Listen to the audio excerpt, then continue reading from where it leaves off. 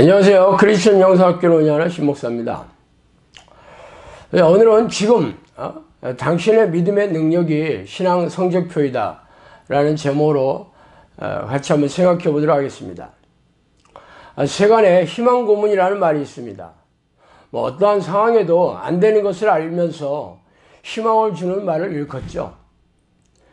그래서 시간이 흐를수록 정신적인 고통이 배가가 되게 합니다. 그런 일이 크리스천에게도 있습니다. 전혀 성경적이지 않지만 성경 말씀을 비틀어서 희망을 주는 상황이죠. 처음에 전도하고 교회에 데려갈 때는 예수를 믿으면 축복을 받고 삶의 지난한 문제가 해결되고 평안하고 형통한 인생을 살게 될 것이라고 말합니다. 물론 천국에 가는 것은 말할 것도 없죠. 그러나 천국에 가는 것을 확인하는 것은 죽어서 심판대 앞에 서봐야 알게 되기 때문에 접어두고 이 땅에서 평안하고 형통하게 사는 축복을 누리며 사는 크리스천들이 얼마나 되고 있습니까? 물론 그 중에는 그런 사람도 있겠죠. 그러나 그런 정도의 확률은 하나님을 모르는 세상 사람들도 누리고 있는 것입니다. 또한 불교를 믿거나 무당을 찾아다니는 사람들도 자신들도 그런 삶을 누리고 있다고 얘기하고 있습니다. 그러므로 굳이 예수를 믿고 교회에 나와서 그렇다고 진실을 호도하지 마시기 바랍니다. 교회를 열심히 다니고 목사가 시키는 대로 충성 봉사하는 사람들 중에 불행한 삶에서 허우적거리는 이들이 수도 없이 많습니다. 솔직히 말해서 목회자 중에도 고통 속에 있는 그런 사람들도 허다하죠. 그런 사람들에게는 아직 때가 안 되어서 그렇다고 말하거나 믿음이 부족하다고 말하면서 더욱 강도 높은 희생적인 신앙 행위를 강요하곤 합니다. 때가 안 되어서 그렇다는 사람들에게 물어보세요. 때가 언제냐고. 아마 때를 기다리다가 늙어 죽은 교인들도 널려 있어요. 믿음이 부족한 처방으로 제시하는 희생적인 신앙 행위를 하는 사람들이 바로 목회자들이 아닙니까? 그렇다면 왜 허다한 목회자들 자신들조차 불행에서 벗어나지 못하고 고통스럽게 살고 있는지 대답해 주시기 바랍니다. 원래 목회자의 길은 십자가의 길을 감수해야 하는 그런 길이라고요? 그렇습니까?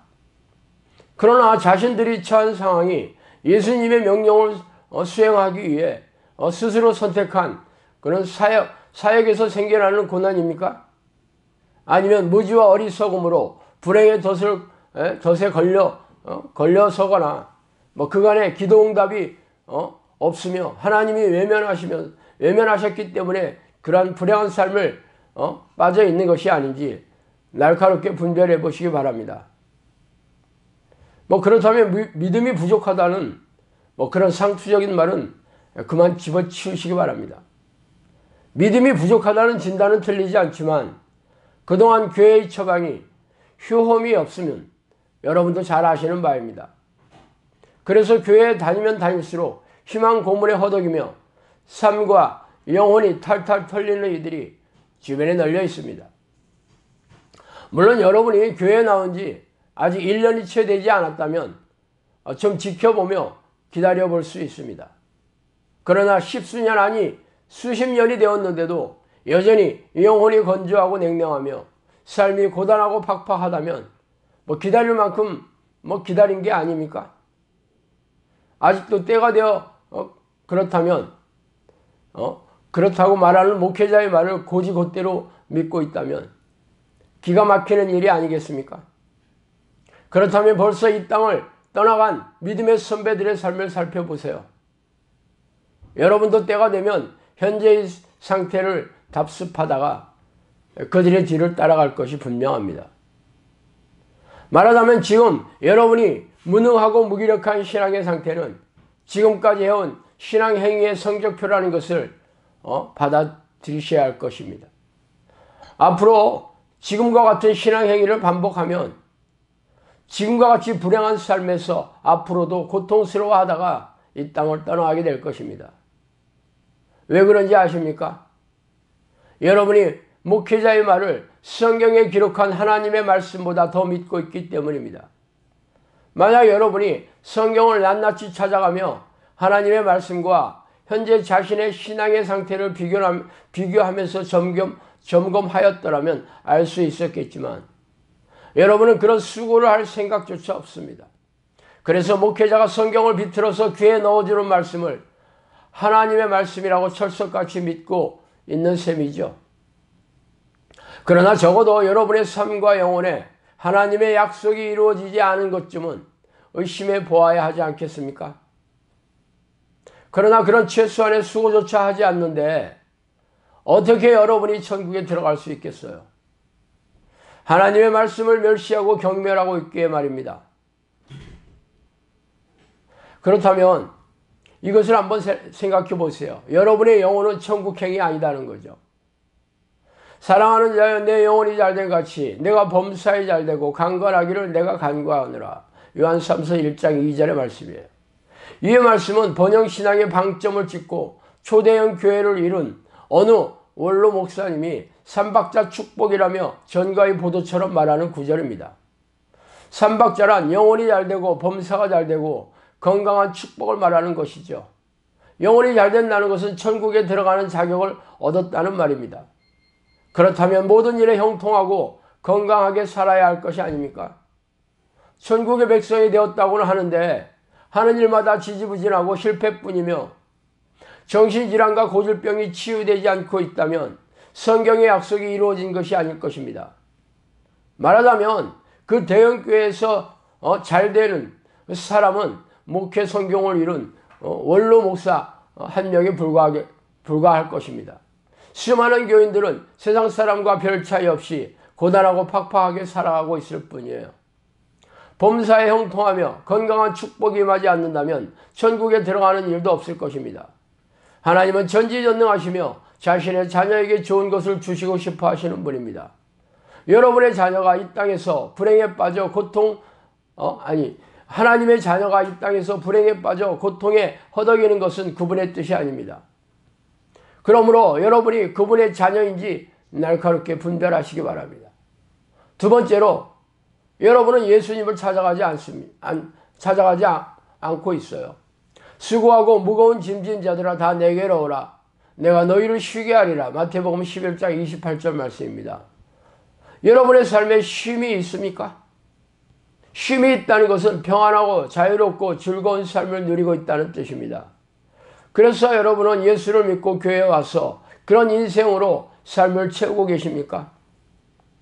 그게 아니라 세상 사람들과 별 차이가 없다면 여러분은 예수님을 찾아오지 않았기 때문이에요. 성경에는 교회 예배의식에 참석하는 것이 예수님을 찾아오는 것이라고 말한 적이 없습니다. 예수님이 누구십니까? 무소부재하신 하나님이십니다. 그분은 교회가 아니라 집이나 직장 어느 곳에서도 간절히 부르면 부르고 찾으며 간절히 부르면 오시는 분이에요. 그래서 여러분은 간절히 하나님의 영이시자 예수 그리스도의 영이자 성령을 간절히 찾고 부르고 계십니까? 여러분의 영혼과 삶에 쉼이 없는 이유는 교회 마당만 밟고 있지 예수님을 찾아오지 않았기 때문입니다. 세 번째로, 여러분은 예수님과 하나가 되지 않았기 때문이에요. 너희가 내 안에 거하고 내 말이 너희 안에 거하면 무엇이든지 원하는 대로 구하라. 그리하면 이루리라. 요한복음 15장 7절 말씀입니다. 여러분이 기도하는 것마다 응답이 쏜살처럼 내려오십니까? 예수님을 믿고 구하는 것마다 다 받게 된다는 두의 말씀을 성경에 도배하고 계시고 있어요. 그래서 여러분은 그런 기도의 능력을 경험하고 계십니까? 아니라면 무슨 까닭인지 제가 말씀드릴게요. 예수님은 여러분의 이름조차 모르고 계시기 때문이에요. 자꾸의 우리네 교회에서는 1분짜리 영접 기도를 하면 예수 그리스도의 영이자 성령께서 즉시 자동적으로 들어오신다고 가르치고 있습니다. 그래서 예수님이 내주하시고 동행하는 삶을 살게 될 것이라고 말하고 있죠. 그렇다면 예수님과 연합하여 한 몸이 되었다는 뜻이 아닙니까? 그렇다면 원하는 대로 응답이 내려와야 할 것이 아니에요? 그러나 기도가 응답이 없고 무능하고 무기력한 그러한 믿음으로 살고 있다면 어떻게 하나님과 하나가 되었다고 말할 수 있습니까? 무능하고 무기력한 믿음의 소유자라면 예수님과 아무런 상관이 없는 사람이라는 증거일 뿐이죠.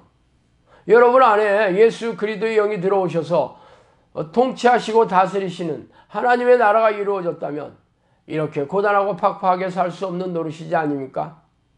하나님의 나라는 말이 아니라 능력이 있다는 말씀을 곱씹어 보세요. 그러므로 여러분의 현재 무능하고 무기력한 믿음의 상태는 지금까지 해온 신앙의 성적표입니다. 그러므로 앞으로도 지금처럼 지금과 같은 신앙 행위를 반복한다면 앞으로도 건조하고 냉랭한 영혼으로 고단하고 팍팍하게 살다가 지옥불에 던져질 것입니다. 여러분은 여러분이 다니는 교회 담임 목사의 말을 성경에 기록한 하나님의 말씀보다 더 우위에 두고 예수님의 명령을 멸시하고 경멸한 대가를 혹독하게 치를 것이기 때문입니다. 자, 오늘은 여기까지 하겠습니다. 감사합니다.